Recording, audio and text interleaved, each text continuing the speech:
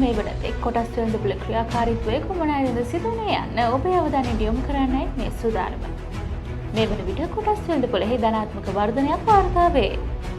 මේ වනතෙක් සමස්ත මිලදර්ශකයෙහි ක්‍රියාකාරීත්වය පිළිබඳව අවධානය යොමු කරන විට ඒ උදෑසන මන්දගාමී ස්වරූපයක් පෙන්නුම් කර අතර දිනය පුරාවට උච්චාවචයන් සහිතව ධනාත්මක වර්ධනයක් පෙන්නුම් කරනු ලබනවා.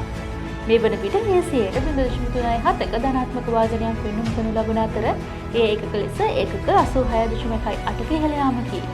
මේ වන විට සමස්ත මිලදර්ශකයෙහි ඒකකගේ සටහන් වනුයේ ඒකක 23,116.04ක් ලෙසයි.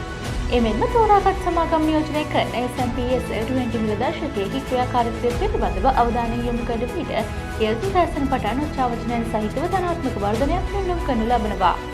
මේ වන විට 0.333ක ධනාත්මක වර්ධනයක් පෙන්නුම් කරනු ලබන අතර ඒ ඒකක ලෙස ඒකක 26.76ක ඉහළ යාමකි. මේ වන විට S&P/S 20 මිලදර්ශකයෙහි ඒකකගේ සටහන් වනුයේ ඒකක 6,382.34ක් ලෙසයි.